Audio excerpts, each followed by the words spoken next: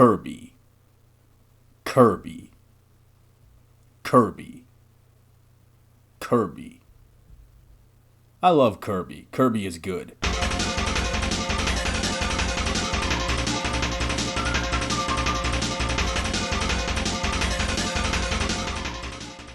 Of all the Nintendo franchises out there, I feel like Kirby might be the most consistent. While it's not their #1 franchise, I have always appreciated its dedication to its identity. I've played a lot of series that have lost their focus over time as they try to fix things that weren't broken or add things that end up diluting an otherwise great concept, fundamentally changing to the point of not being the same thing anymore. Kirby seems to have successfully evaded that fate for over 30 years. Even Forgotten Land, which went 3D, is still very much a Kirby game. Kirby is something I can take comfort in because every game feels additive rather than the old one step forward, 2 steps back approach that has hurt so many beloved series before. The common threads that make Kirby nice and fun are always there. The pretty graphics, wonderful music, the massive wealth of power-ups, the cute characters, the easygoing difficulty, allowing a unique level of player expression, as there's very little pressure to get the right power-up. If you're looking for a challenging 2D platformer that ramps up continually and kicks your ass, play Donkey Kong Country or, Mario Land. Kirby is more about exploring and finding secrets and uncovering the truth of a deceptively straightforward and wholesome narrative. One minute you're having a whimsical high fantasy sword fight with a little rat boy, and then by the end you are facing off against a bleeding eyeball from hell because the game was actually a biblical metaphor the entire time, except for sometimes when it's a dystopia narrative about a society destroyed by excessive consumerism. They are very deceptive games that have a lot hiding under an aggressively bubbly aesthetic. In short, they're really good. I feel like there is a massive wealth of Kirby fan games hiding somewhere in plain sight that I haven't been able to find. It's such a great series that I imagine there is an active fan game scene that I just haven't seen yet, so whenever a Kirby fan game is brought to my attention, it's a very pleasant surprise. In all my years of playing ROM hacks and fan games, I can think of maybe 2 Kirby games that actually showed up in my travels, so I'm always down to play another one when they actually show up. Kirby in the Eternal Paradise is a short burst of inspired fan game greatness. It's a brief game that can be finished in under 2 hours, but it's a very engaging experience with a lot of gameplay value. If you've played any Kirby game, you should be instantly familiar with the game's mechanics. Right from the very beginning, it's very clear that this game perfectly understands and captures the spirit of Kirby on all levels. Floating, inhaling, exhaling, copy abilities, sword fighting, it's all there. The big thing with this game is that you can have 2 different abilities and you can hot swap between them on the fly.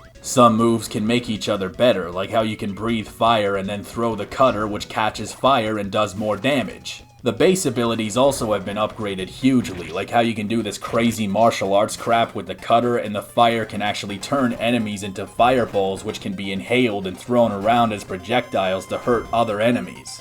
One great thing that I really appreciate about this game is the damage counter. You actually get a numerical value whenever you hit an enemy to give you an idea of how much you're actually hurting the enemies when you attack them. It's a lot more helpful than you'd think. Another thing I love is how you can actually use your breath to kill bosses. In the original games, you can kill enemies with your breath, but I don't know that it usually works on bosses. But when you get into a rapid hyperventilation rhythm of inhaling and exhaling to chip down a boss's HP real quick, it is incredibly satisfying. I mean, what kind of all-destroying god entity is Kirby supposed to be that he can destroy biblically accurate angels just by breathing on them? Even better than combat and enemies, the levels are just really cool. Just like any Kirby game, the levels have a lot of hidden secrets. There's even a puzzle, which I thought was stupidly clever. I stared at it for 3 hours before I realized what I was supposed to do. Oh right, there are special secret collectible hearts in this game, and you need to collect all 20 of them to get the real ending. It really is a true Kirby game, just scaled down to a bite-sized format. In terms of presentation, the game is most reminiscent of Squeak Squad for the Nintendo DS. That was one of my first Kirby games, so I have a lot of nostalgia for it, and it also happens to be a very pretty game in its own right. So if you're gonna take after any game, that's definitely one of the best ones, but there are also a lot of new animations too. It is worth mentioning that this game is not a ROM hack of an existing game, but rather a new standalone game for the PC. The music is taken from a handful of Kirby games that the true fans will recognize immediately. Of course, unlike the DS game, the game can be played in a full screen resolution scaled up pixel perfectly. It's kinda like Rayman Redemption, it feels like a perfectly brushed up PC port of an otherwise ancient game. And best of all, it actually has controller support right out of the box. You don't have to dick around with drivers or input mapping, it just works. And in the world of fan games and ROM hacks, when things just work without any problems at all, that's always nice to see. One thing that I absolutely did not expect from this game was for it to actually be somewhat challenging. Like I said before, Kirby isn't known for its difficulty, in fact they're famously non-difficult, but this game actually put me to work.